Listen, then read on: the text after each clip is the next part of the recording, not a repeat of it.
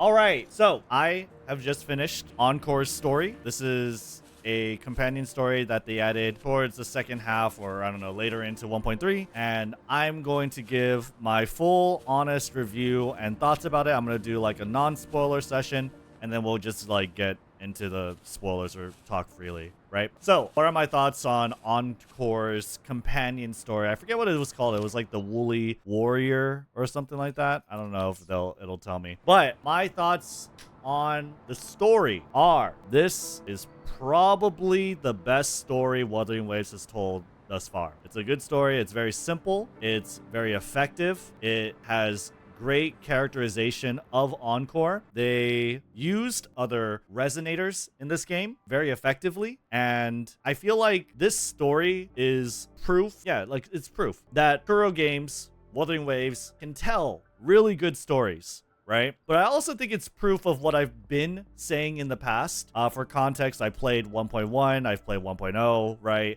I played a little bit of 1.2, so I didn't play through all the story, but I've also played through 1.3. My thoughts are 1.0 shit, 1.1 like shit because of Rover, but otherwise like okay. 1.2 didn't really get to play that much, so whatever. And 1.3 was absolute dog shit. I didn't like Shorekeeper at all, right? I thought the story and the setting for the Black Shores chapter was shit. This one is very good. They utilize the characters. They, utilize more characters than just Encore, right? And what I've been saying in the past with Wuthering Waves is that the story feels really bad whenever it really heavily involves the rover. And so I feel like this story is proof of what I've been saying and what my sentiments were in the past, in that rover ruins the story of Wuthering Waves. This story had so little to do with Rover. Rover was present, of course. Rover was present throughout the entire story, and they are the one kind of like driving the narrative, and so to speak, a little bit,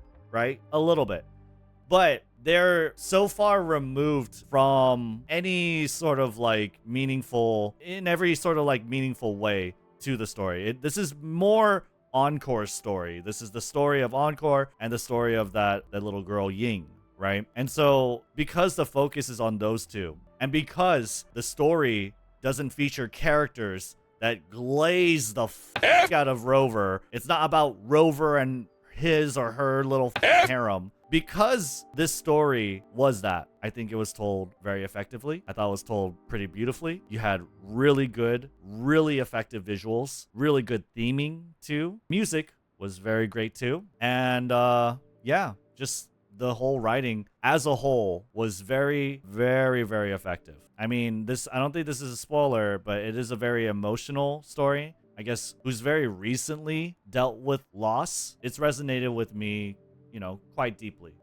and I appreciated the story. I thought it was really good. I would love to see other companion stories like this in the future with Wuthering Waves. I will say this story will not redeem Wuthering Waves for you. If you've been like kind of disenchanted with the world like I've been, if you didn't really like the other characters, or you don't like the concept of Rover, this is not going to redeem the story for you. But this is a good story, and it's told well. If you can appreciate a story alone on its own, then I think this is a good playthrough. Or maybe you watch on YouTube. I don't know. This was a good story. It's not really getting me too interested in Rover or the world of Wuthering Waves or the lore of the Black Shores or anything beyond that. But as a short, compact, effective story, really good. Really, really good. I enjoyed it a lot. So those are my thoughts. What are you guys saying before we talk about spoilers? I feel the world are alive only in this quest. The world is alive. I don't know if that necessarily happens for me, right? But the characters feel a lot more relatable, a lot more lifelike. Rover was more of a spectator this time. Yeah, Rover was kind of like the chaperone. Rover was kind of like the person guiding them, or like they're like a tour guide, or just, yeah, a spectator is very good.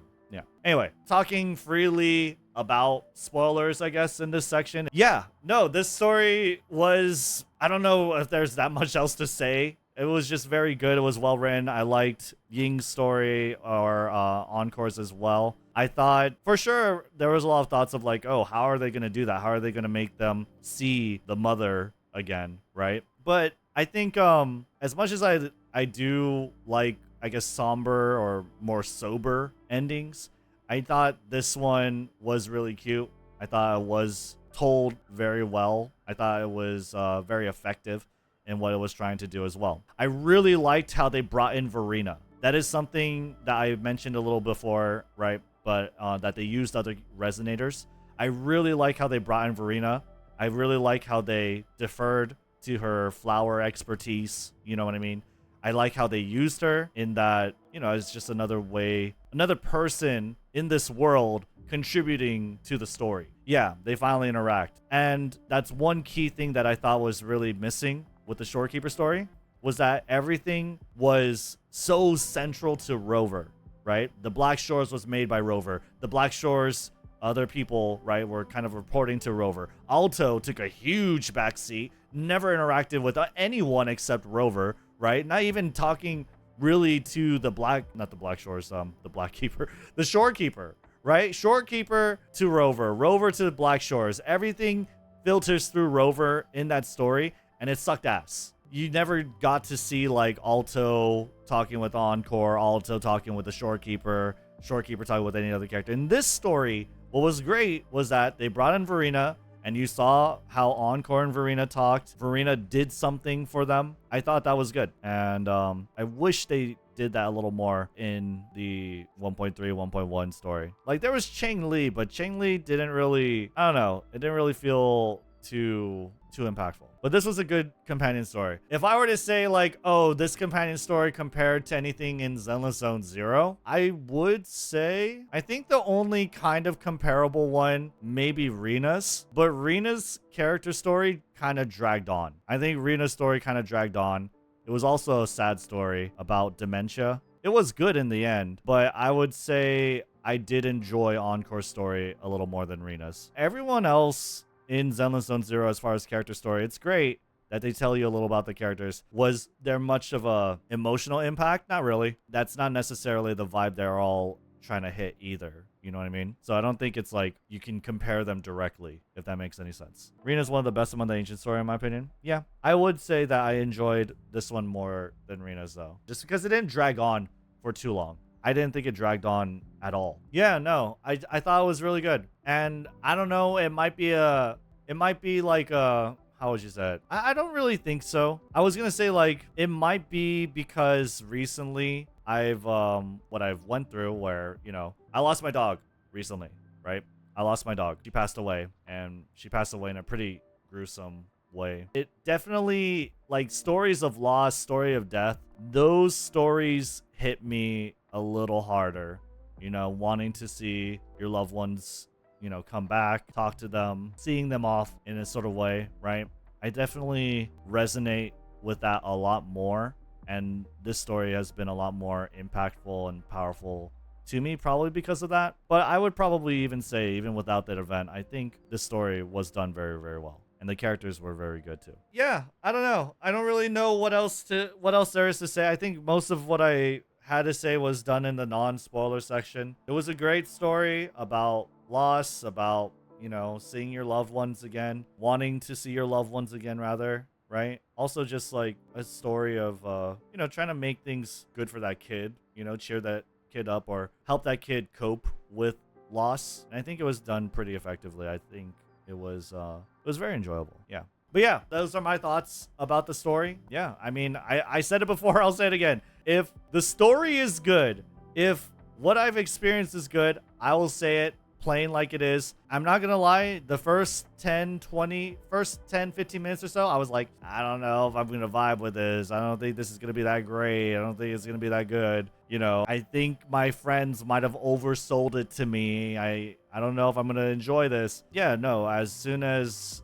we got to like talking about the Wreath of Hope, that's probably where it kind of switched up on me. Or just like over time, right? Finding the treasures, finding the relics. I think Rena's voice actress really sold it for me, the story. They had a really good performance. I felt every emotion that, did I say Rena? I meant Ying. That Ying was supposed to tell. You know what I mean? I felt every emotion that Ying's voice actress was meant to showcase, and I thought it was done. Ying's voice actress did a really good job. Encore's was okay. Like I get what Encore. I don't know. Encore has like this. I'm not too sure what the accent is. I think it's like Australian. She's supposed to sound very childlike. I get that. It's okay. Ying VA was pretty good. I thought so too. I'm not a fan of the weak start. TBH. True. Yeah. I definitely was holding out more and gave it a lot more patience because I was told this story was good, but hey, it delivered. Did you already finish Encore's quest? Yes, we finished the Encore quest and we finished talking about it for this video. Let me know what you guys think in the comments below. I will see you guys on the next one. Take care. Peace. Bye.